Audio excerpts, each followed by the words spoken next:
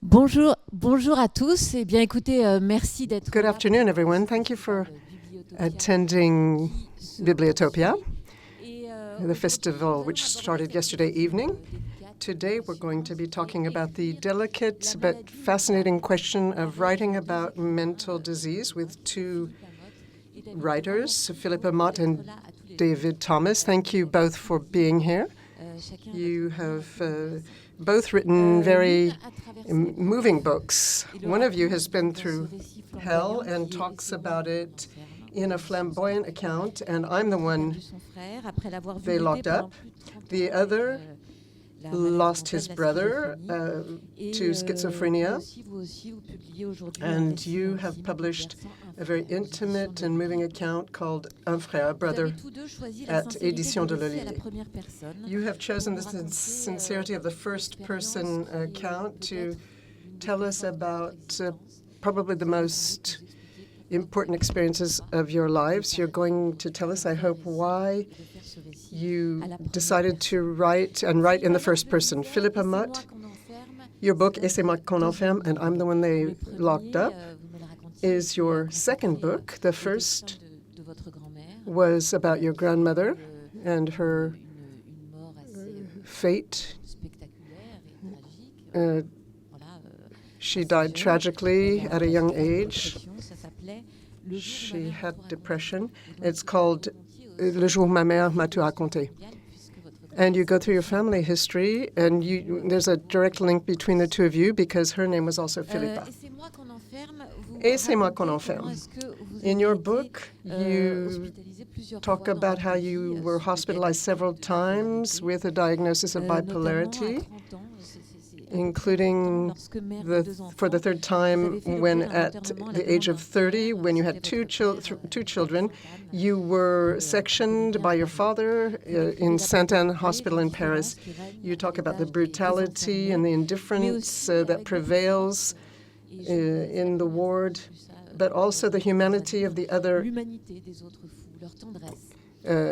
mad people, as you call them, their tenderness, their humor. I hope we can come back to this. You also talk about this experience of imprisonment and also how you fought to live your life as a woman, a mother, and a consultant in mental health in the workplace over the last 20 years. So it is a broad reflection on psychiatric disease as you see it.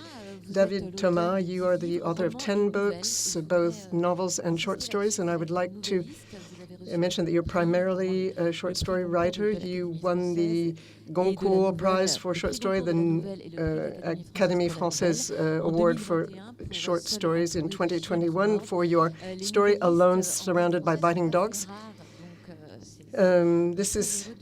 We don't have a lot of short story writers in France, so we're very glad to have you with us today. Your first novel was published in 2011, and it was called Un silence de clairière. It was also received a number of prizes, the Orange Prize, and we'll be talking about the book because it is closely connected to your second book. A brother, un frère, is your first work of autofiction. It is a very sensitive account of your brother's life, your brother who had schizophrenia.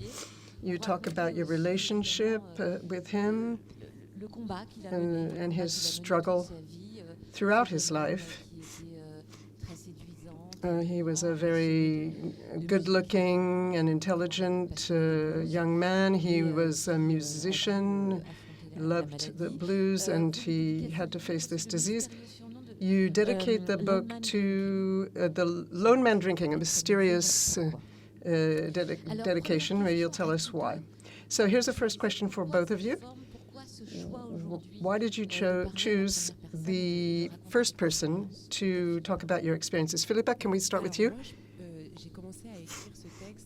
Well, I started to write my text in 2010 after my third hospitalization in a psychiatric ward without my consent. This is not a subject that we talk about a lot today, but in 2010, nobody was talking about these subjects, and I think that I started to write about it because I wanted to talk about the experience of madness and being sectioned, but also to bring this topic out of silence. I was afraid to write this text and talk about this subject, and the first time I wrote it in the third person. And I wrote one chapter in the third person, and then I put it into the first person. In fact, I was hesitating between the third person and the first person, and I think using the third person would have been a way of hiding behind the text. And for a long time, I hesitated, and then in the end, I decided it didn't make sense to write it in the third person. It was my story. And the fact that I had already written one book, because even though this is the book that I first started, the second one was published first. I don't know if you can follow my chronology. In the first book, which was published, I write about my grandmother in the first person, and I liked that way of writing. So the first person imposed itself, but that took a while. Do you think that writing in the first person changes something? Yes, I do. I think it does. I can't tell you exactly what, because it was a long process. It took me so many stages to write this text, and it changed so much over 15 years, and it changed me as well. The obsession I had to get to the end of this text was so strong that I couldn't answer that question because it was constantly changing and evolving. What was I going to say? What was I not going to say? What I decided to say and then I didn't say, and then the change from the third person to the first person. There were so many changes that I can't really tell you what change exactly was linked to the third person as over the first person. But little by little, I decided to be as sincere and authentic to my experience, because little by little, fear and shame started to fall by the wayside, because I had to get rid of those. Fear and shame of having had a mental illness, of having been committed to an institution, the fear of being considered as someone who's unstable and unreliable. So over 15 years, I had to deconstruct all of that. My work helped me there, but it was a real journey, and with a lot of stages. The book has been a companion for me, a very demanding companion. It is a book that I really had to write. David? Yes. Same question. This is your first work of autofiction, your first account after writing novels. I've always written in the first person. But the only difference in this book, as I said, I've always written in the first person, because the principle is that if I want to be as close as possible to my character, I have to put myself in his or her shoes. He's or she is the one who's talking. So there was no way I could write in the third person.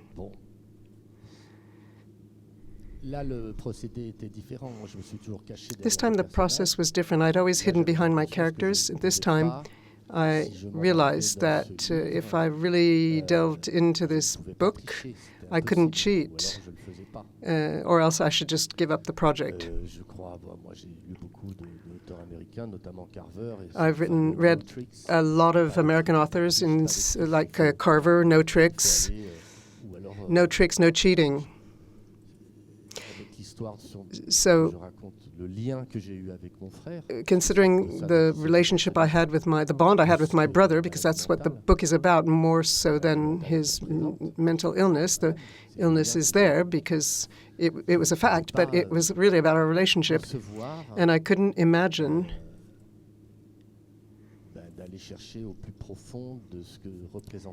anything other than going as deeply into myself as I could to find the essence of that bond with him. Hence, the difficulty that I encountered in writing this book. It was difficult for me. It was the first time I was really opening up, as it were. Before, I would open up, but wearing a mask, and this time I took the mask off. So you say this book is about your bond with your brother. Could we also say that an underlying question is what kind of bond can you have with somebody who's changing through illness and somebody who is suffering to the degree that he suffered? Well, you're always looking for something that binds you. My bond with Edward was very strong because during the first 20 years of my life was with him. He was 10 years older than me. He was 2 years older than me. And we shared a room, we went to the same school. My life was my life with Edward. And then he became ill. And that drove a wedge between us. It separated us. I was in denial for 10 years or so. But at the end of that, I had to admit that my brother was ill and that the brother I'd shared those 20 years with was disappearing little by little behind this disease, or into this disease. And that lasted, well, my brother's disease lasted 40 years. His illness lasted 40 years. 40 years is an interminable amount of time. And when I discovered his body, that was the end point in our separation, our distance from each other, and that was unbearable for me. So writing the book was a way to go back to the source of our bond. As I say, I lost my brother twice. Losing him once was already bad enough, but losing him twice, you can imagine so that was my idea, was to go back to the source of what brought us together. Would you say that you made the same movement in the same direction, going back to the source of your illness? No. I think that what I wanted to do, but actually there were two things. I wanted to help people understand what it's like to be mentally ill, the terrible side of it, and I learned a lot from it, and I don't want to romanticize it because it's very, very harsh, but I don't think it's what most people imagine it to be. What we see when we see mentally ill people is not necessarily how they are living it, how they're experiencing it. It's the most pathetic, tragic parts, but inside the person who's ill, it's a very strong, spectacular, dramatic experience with aspects that can be very luminous. I had some very mystical experiences. My creativity arose from that. Drawing and writing, the things that are still part of my life now, came from that. Then I had to tame them after I was no longer ill. And then there's the other terrible side, which is paranoia, persecution, delusions, the fear of the world, and how to say something about that. Say it differently than the way psychiatrists describe it, or differently from what we see and read. It's difficult to write that. And I also wanted to say how difficult it is to have this experience and also be committed to an institution. In the corridors of what you feel when you're walking down the corridors of the institution. in a way that's not so it's not a caricature and stigmatizing, so that the reader can understand exactly what it's like for the person who's going through it. This is not something that most people get a chance to do. So I wanted to lend the reader my eyes and my body and my feelings so that he or she can understand what it's like to be in this state in an institution with these doctors and also with my peers. That's what I wanted to do. And this is slightly off topic, but I was very much struck by David Thomas' book because your description of your brother's journey, and it's true that at the beginning there's some very harsh things going on. It really drew me in because I struggled throughout my life to not be carried away as he was carried away. And I think that helped me in my struggle. I was aware for a long time, and now I'm doing much better. I was aware that I could collapse. I also wanted to talk about these corridors and my contacts with the doctors because I thought what we're giving people, what we're offering people is not good enough. My entire life is devoted to this now. This is my job. We must do better. We must heal people better. We must take better care of people. We must have a more compassionate way of dealing with people. We must have a different way of seeing their illness, their pain. And I think that this book is there to serve that purpose. How can we do better than this? When people arrive in institutions in very painful psychological states with a great deal of fear, how can we do better? To come back to what you were saying at the beginning, what's true is that you've succeeded and in doing what you just said, helping us to feel what this young woman felt when she was 20, 25, and 31 and committed to an institution each time. It was the last one, which is the red thread in my story, in my book. But in the book, I also talk about what happened the first time. So she's not in a hospital yet. She's been arrested, and she's in the psychiatric ward of the police station.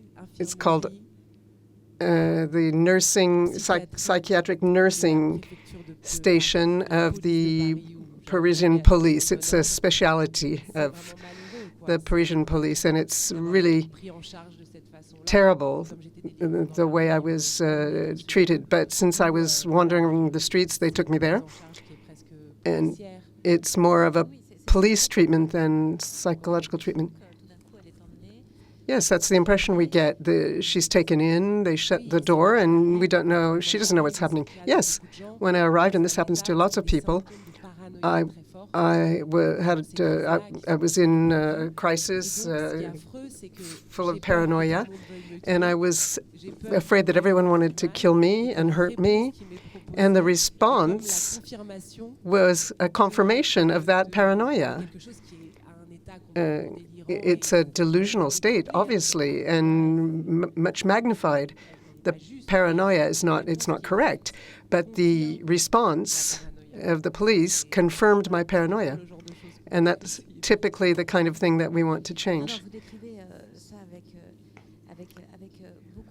You describe this with great force, I think. David Thomas, you talk about Sainte-Anne, the psychiatric hospital in Paris, in a very striking scene. You talk about how you had to have your brother sectioned and how difficult this was for you. How did you manage to do this and write about it? Well, I didn't really think about it. I just wrote what I'd seen that day in the most direct way possible, in the most realistic fashion possible. The episode you're talking about is one of the most striking moments of the 40 years of my brother's illness for myself and the family, and him obviously. So I didn't really wonder how I should write it. I just wrote what happened. In a simple way, I wrote about what a brutal, harsh moment this was. I was standing there with my brother, who was delusional and paranoid. I wouldn't say he was violent, because he was only violent with doors, not with people. But when you're with someone who loses control of his emotions, of course you're worried. My brother was bigger and beefier than I am, so I thought, well, I can't just leave him like this. So I called the police, the fire brigade.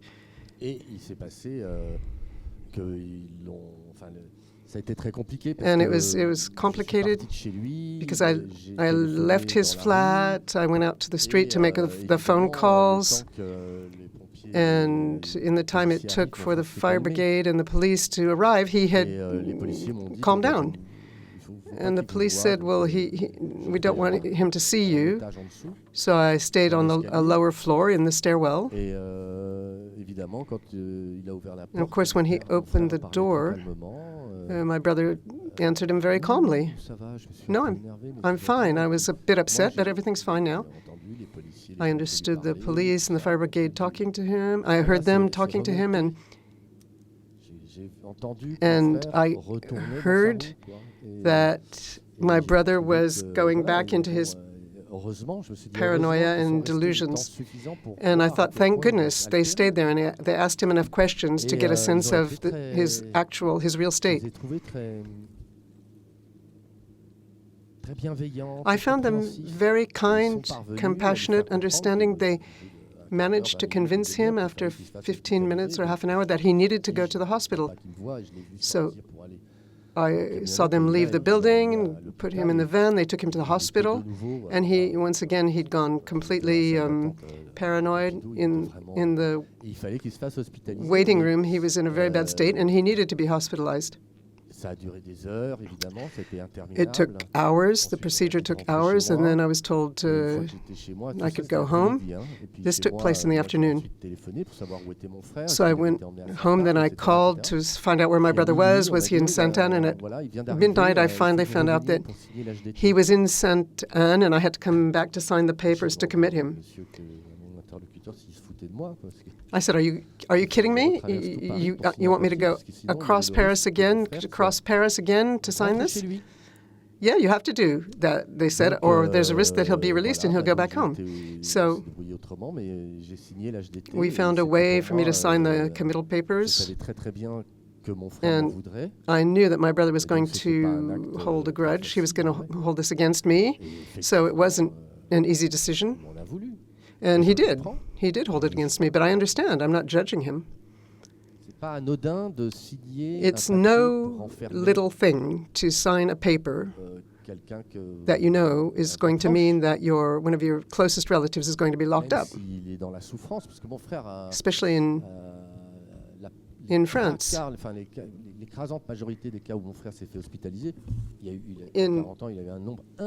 For over 40 years, he was hospitalized any number of times. In Sainte-Anne, in Meudon, in a private clinic. Sometimes it was as often as twice a month. So when he died and I went to get his effects at the clinic, they said, your brother is our longest standing patient and the one who's been here the most often. They were very affected by his death, and they set up a group to talk about it. But for him, this committal was unbearable because he thought I was interfering in his life. And of course, he's right to find it unbearable. This is what you say as well. You found it unbearable. Well, yes, they're signing a paper to get you locked up. Of course, at the time, you don't really understand.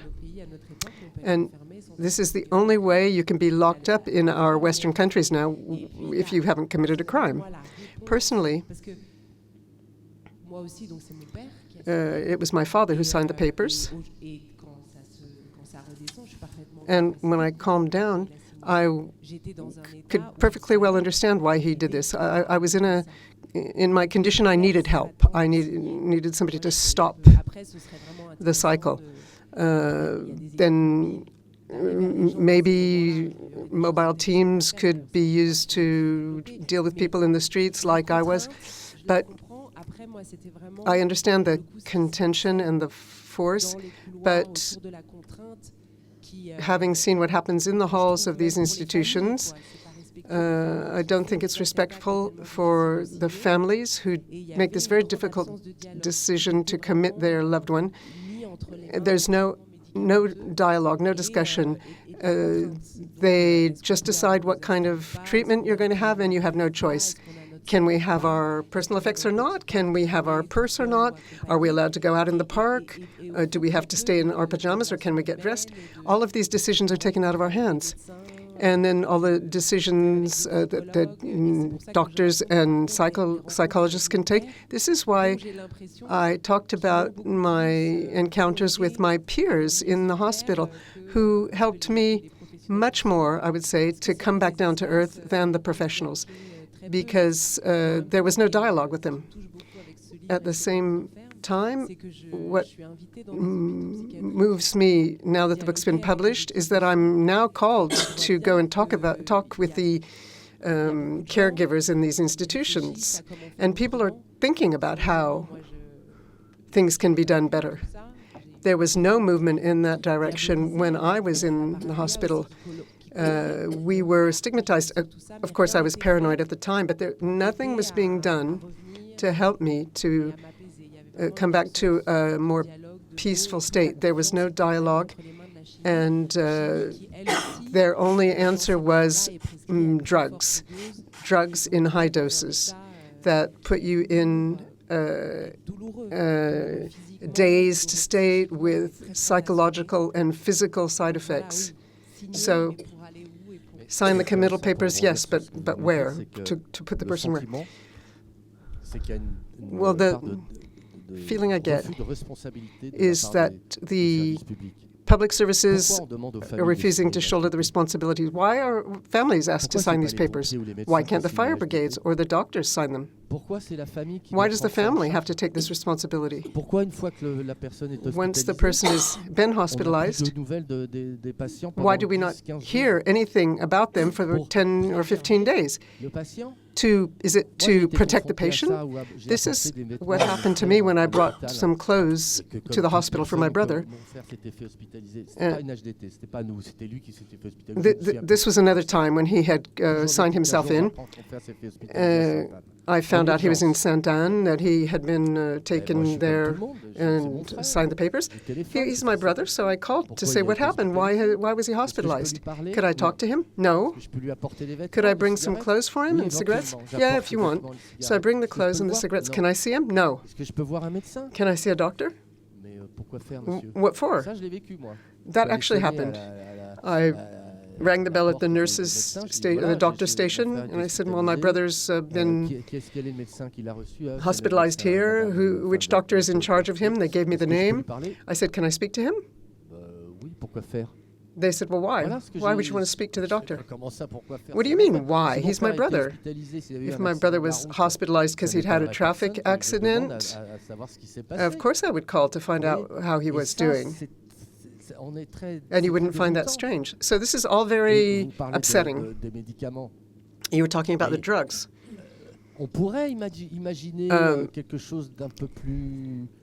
Would it not be possible to have something a bit more. The idea I get is that the psychiatrists are overwhelmed. I'm not talking about one individual, but it's the system that's overwhelmed. And that psychiatrists want a diagnosis and they stick to that. They don't have time to deal with the rest. They don't have time to deal with the patient or the family. There are so many patients that they want to go quickly to a diagnosis. And what about the drugs? Are they still using the expression chemical straitjacket? I think perhaps it's changed a bit, but when I got out and started to do better, I joined an association, and I can bear witness to the fact that there are psychiatrists who are thinking about another prescribing policy, part of a militant movement. There's a militant movement in the US, and a new philosophy of care is being developed and is spreading, and the departments are trying to use these, reintegration, the involvement of the family. So there is a growing awareness, at least in France, that there are things which would need to be improved in the way patients are treated, families are treated, and the way we see these people. Because when I was hospitalized, which is not so far off from the time your brother was, it was in 2000.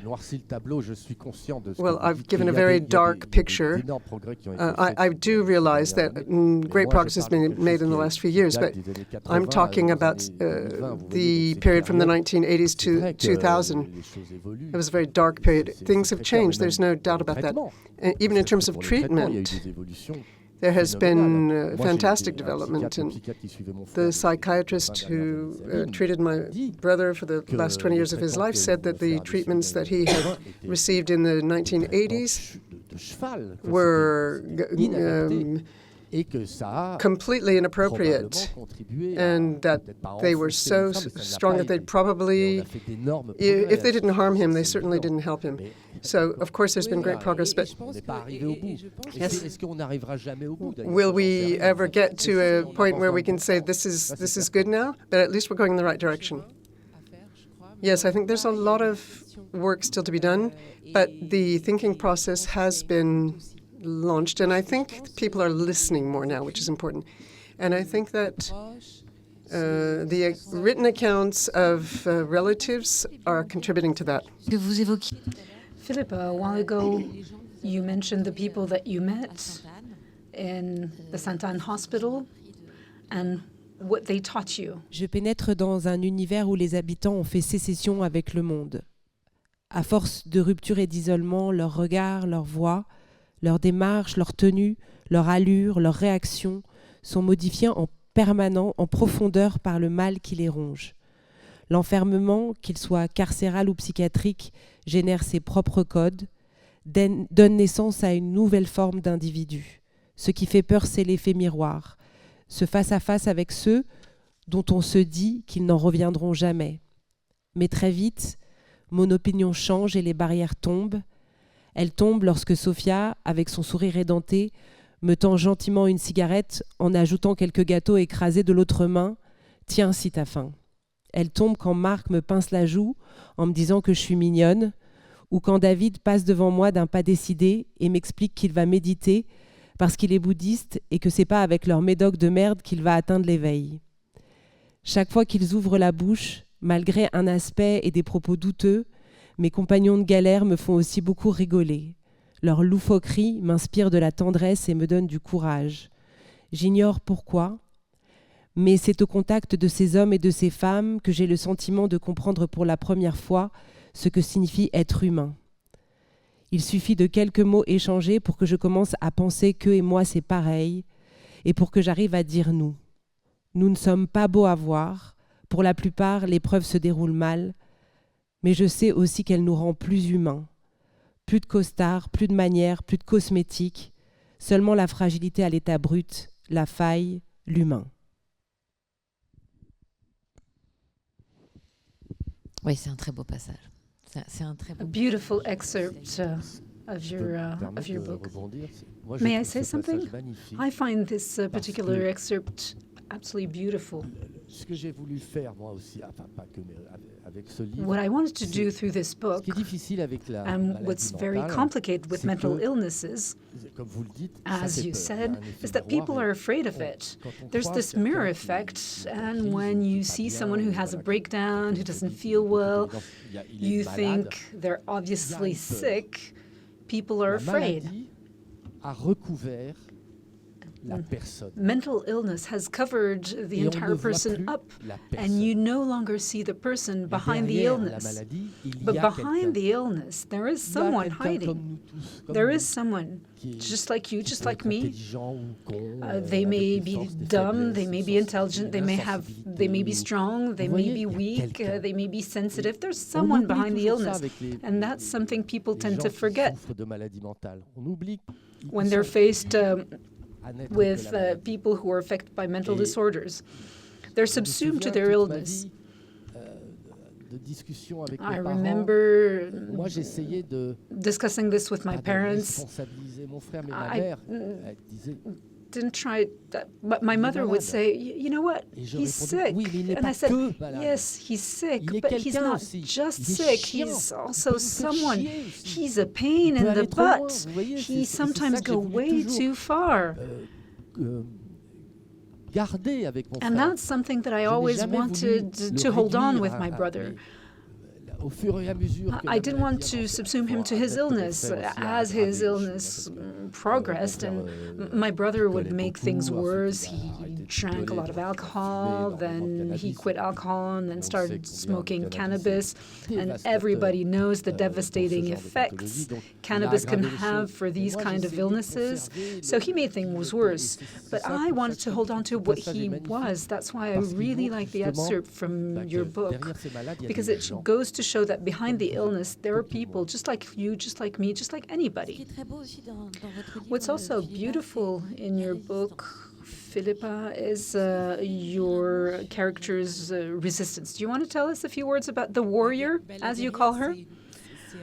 Well, Je me suis demandé pour écrire. C'est un livre I dans wondered. lequel je parle de It's moi, a book mais where I talk pour about écrire, je me suis myself. découpée en personnages. But to write it, I tried to cut myself up in avec lesquels j'ai traversé smaller cette characters. cette aventure, The et j'ai characters vu trois who personnages. supported me along my journey, and I La saw patiente, three la malade, characters. There's la the guerrière patient, the one, et the la one who's femme ill, the qui a warrior, tenu and the woman cette affaire. Donc standing. après, voilà, la guerrière, c'était The parce que quand warrior, je suis to en me, crise, when I have a j'ai des breakdown, délires qui sont très mystiques. my delusions are very mystical. I go very far, C'est des délires qui durent longtemps, and it lasts for a long time, sometimes for several months. And there's this great mystical warrior who appears, who fights against what and why, for what purpose, I don't really know. But the character of the warrior who appears in the text, who expresses herself, who talks to the reader and who talks to me, who I try to describe, is a metaphor of this mental state. This warrior is myself. She's me when I have a breakdown like that. And I really like the warrior. She hasn't entirely disappeared, but she had to be calmed down. She had to be appeased. But she isn't entirely wrong to resist against being locked up, to be unhappy with what she's being offered, to look at things critically, not let people have it their way. She's calmed down. I've calmed down. But the warrior still lives on through my activism, through my work, because I want things to change. I want to contribute at my own little level with other people. I want to make the system evolve because it made the warrior so unhappy when she was locked up. And it's exactly this that saves you. At one point, you're still at the Sainte-Anne Hospital. You go to the depression ward, and it's very silent. It's very different than the wards you've been sectioned to. And you feel that the silence is even worse than anything. Well, I tried to describe this moment. I was delusional for several months, and when you're delusional, you think you're right, that what you're experiencing is real. And all of a sudden, well, it happens progressively, and all of a sudden, your delusion dispels. Reality starts to reappear very progressively and then entirely. And at that point in time, I realize where the delusion got me to, and that all of this was just a delusion. And the world reappears as it actually is. And I tried to describe what it was like to come back to reality after having gone entirely insane. And then there's depression, sadness, you feel that you're completely fragmented psychologically, that you've been bulldozed. Mentally, I feel that I've been bulldozed. There's madness, delusion that takes over physically. It's very hard because you're afraid. There's the paranoia, but there's also a strength because delusions are very powerful. They're very much alive. And when that state stops and you're confronted with the reality of your delusion, what it led you to do, to say, to experience, and integrating this into your life, integrating the fact that you were delusional in your daily life, in your normal life. That's very hard, and that's exactly what I tried to describe. The shift from delusion to depression. Depression lasts for a long time.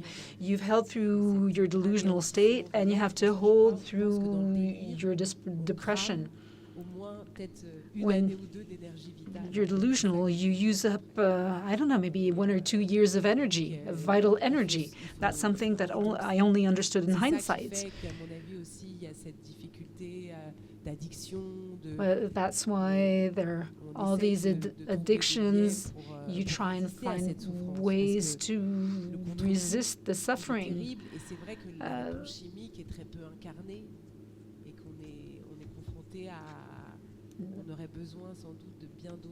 You would need support, another kind of support than just drugs and medication. My way of dealing with this is to see how we could help people who are in the states that I describe. They're hard to go through. They're dangerous for one's integrity and for one's future.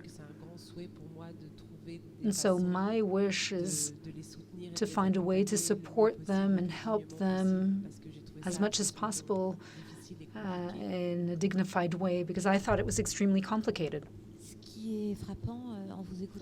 What strikes me listening the two of you and reading your books is the sensitivity with which you describe inner experiences. David Thomas, could you read us an excerpt of your book? It's an excerpt about something people rarely talk about. You talk about your powerlessness, the fact that you're helpless in the face of your brother's sickness. Ça, je vais bien illustrer ce que ça. Non, mais je vais. J'ai perdu 2 fois mon frère. La première perte fut un éloignement interminable de presque 40 ans durant lesquels la maladie mentale me privera chaque jour un peu plus de mon premier écho. Parce qu'il sera inadmissible pour moi que la schizophrénie me prenne mon frère, je passerai pendant tout ce temps par l'insouciance, l'aveuglement, le déni, l'illusion, l'évitement, la distance, mais aussi l'abattement, la tristesse, la colère, la thérapie, l'alcool, l'isolement, le mensonge, la peur, jusqu'à la cassure aussi, pour me sauver moi-même. Pendant presque 40 ans, mon frère aura été là, sans plus vraiment être là. Lui, mais plus lui. Un autre. aliéné par un diable vicieux, sadique, qui sait jouer de lui et de nous, sa famille. La folie renvoie dans notre langue et notre culture à deux interprétations radicalement contradictoires. Une excentricité, une singularité, une indépendance élégante et gracieuse d'abord, face à la norme fade et emmerdante. Quel grand fou, il est foufou, faire une folie, aimer follement, un truc de ouf. Version colorée et pétillante du mot que l'on utilise pour désigner quelqu'un ou quelque chose d'original, en marge. Cette première lecture du mot allège ce qui ne peut être allégé, car rien n'est plus pesant, plus lourd que la folie. Et puis cette lecture est vidée de ce qui est son essence même, l'aliénation, c'est-à-dire la perte du jugement, du libre arbitre, la dépossession de sa raison, de son autonomie, de sa crédibilité, la dépossession de tout ce qui fait soi. L'essence même de la folie, c'est la seconde lecture, la plus obscure, la plus sombre, que même la psychiatrie n'utilise plus depuis longtemps, et qui désigne un enfermement mental, une souffrance indescriptible d'être coupé des autres et de soi, quelque chose qui vous met hors du monde sans votre consentement, tout en vous faisant croire, et c'est là toute la subtilité du vice, que vous en faites encore partie. Celle-là, évidemment, est la plus dure. Alors, quand je lis dans un article sur Sylvia Plath d'un écrivain critique qui ne semble pas avoir approché beaucoup d'aliénés, je cite, j'ouvre les guillemets, « Les malades mentaux font d'extraordinaires narrateurs car tout ce qu'ils disent est original, décalé, comique. Ce qu'on cherche dans un roman, c'est fuir la banalité. Beaucoup d'auteurs devraient faire un séjour en HP pour voir l'existence sous un angle différent. J'ai envie d'emmener son auteur à Sainte-Anne. Pas pour un reportage d'une semaine, non, pas pour un mois ou deux, afin qu'il voie de près la texture du supplice, qu'il la touche, qu'il la sente, l'haleine provoquée par certains médicaments, qu'il la vive, qu'il vive l'ennui, le vide, la peur, l'angoisse, la solitude, l'exclusion, l'épuisement, l'infantilisation, les dysfonctions du corps et les courts-circuits de l'esprit. Je voudrais qu'il prenne 40 kilos, qu'il transpire à tremper ses vêtements, qu'il perde ses dents, que ses mains tremblent comme celles d'un parkinsonien, qu'il ait du mal à chier, à bander, à parler, à voir, à marcher sans trébucher et à comprendre où il est. Les hôpitaux psychiatriques ne sont pas des savanes peuplées d'animaux magnifiques. Ils sont des enfers où errent des bêtes liquidées de tout ce qui nous rend libres. Et oui. Et oui. Et oui. Oui, oui. There you go. Mais pour rebondir sur ce que But just to come back to what Philippa just said, the story of the warrior and the struggle, that's something that I experienced with my brother, that I felt with my brother. I had the feeling that he literally fought against the illness for 40 years. That's what people say for someone who had cancer. He fought against cancer. He fought against cancer. But my brother literally fought against his illness. When he took drugs, that was also part of the struggle.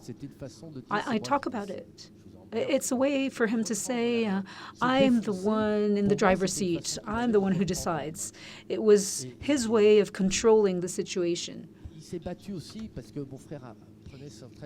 He was medicated. He'd go to the hospital. He took care of himself. He was not a quitter.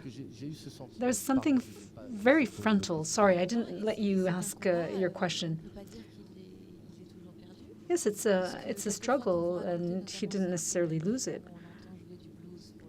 You describe the scene where he plays music for himself, he plays the blues. Yes, absolutely.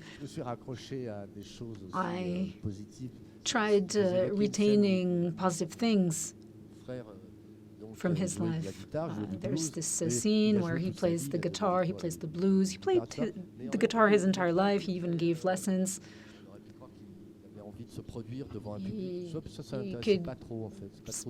Some people thought that he would like to perform, but that wasn't his thing. He liked to play music with friends and a band, but that was it. And one evening we were in the countryside. my parents' home, a big house. My brother would sleep at day and was sleepless at night. I woke up in the middle of the night one night. I could hear the guitar.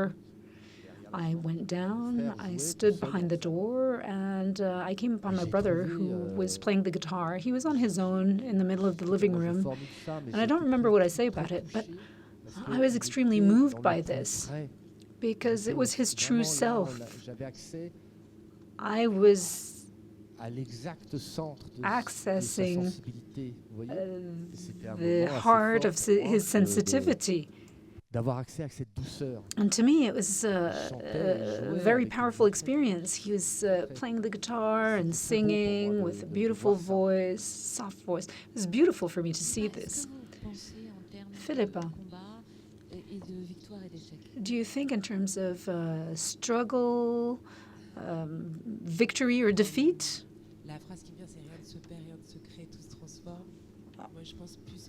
I don't necessarily think in terms of victory or defeat. Failure, no. Never. If you want to overcome a disorder, if I wanted to overcome this disorder, I had to weed this notion, the notion of failure, out of my system. I experienced huge breakdowns, long periods of time where I was unable to do anything. And to me, failure does not exist. As simple as that.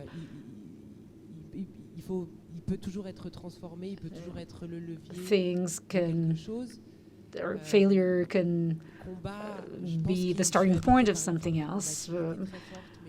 I'm a fighter. I've got a fighting spirit in me. But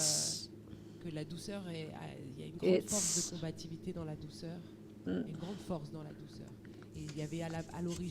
but there used to be a lot of anger in me. It was very conspicuous during my breakdowns. I was enraged. I had to admit it, to confront it, and to heal from mental illness. You need to confront the things that are the hardest to confront. All the darkness, the complexity, all the things that you have inside you. And instead of hating all of these elements, instead of denigrating them, and instead of regretting the fact that they exist, it's going out for coffee with my paranoia and having and smoking a cigarette. So all of this stopped being a failure. It stopped being either right or wrong, normal or abnormal. It's the way I confront all of this and the way I try to manage to make it less painful than it actually is through action, writing.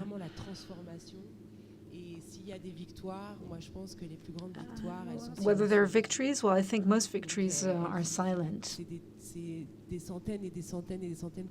It's hundreds and hundreds and hundreds of small victories, which leads me to today. If I may add something to what Philippa just said, if I may judge, but it's very obviously a victory. It's self-evident. But look at you. You've written books. You were able to get out of this all to write books. Obviously, you've defeated your disease. I can compare. From my vantage point, it's self-evident. It's hard to realize where mental illness can take you, but you can overcome it. You can be stronger than your illness. So to me, it's self-evident. It's a victory. No doubt about it. I'll allow myself this judgment because... C'est vrai qu'on a affaire à un ennemi. Parce que mon frère n'a pas gagné cette maladie. Because my brother didn't win. elle a été plus forte que lui. Mais il s'est battu jusqu'au bout contre elle. Elle a été plus forte que lui. Mais quand He did fight to the bitter end. He didn't win. I think what you've done is admirable. Writing a book. Can you imagine being able to write a book and about your experience? You've really risen above the experience. There's no doubt in my mind. Il faut finir sur quelque chose de... I think we should end on a positive note. Because mental illness, I mean, we were talking about progress earlier. There are so many people today living with mental illness, and they're living more or less normal lives with medication. Medication has enabled people, a lot of people, to live fairly normally with mental illness. Yes, I think the drugs are important, but there are a lot of things need to go with it. There are a lot of things that need to go with the drugs. Yes, but 30 or 40 years ago, it was different. So we are moving in the right direction. Yes, I think we are. En tout cas, vos deux livres nous font beaucoup réfléchir à Well, both of your books have given us a lot of food for thought. Are there any questions from the audience? We've got a few minutes, and if anyone's got a burning question, this is the time to put it. You can raise your hand and wait for the microphone. Oui, attendez, on va vous apporter un micro. Just a minute, the microphone is coming.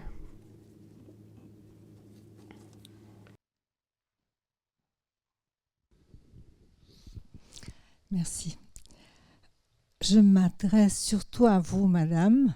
I would like to address you, Ma madam. question est, Motte, est-ce que vous vous sentez Madame Motte. reconnue? Do you feel that you are seen and recognized now? Very much so. Very much so. Parce que je me pose la question depuis longtemps. Because I've been wondering about something for a very long time.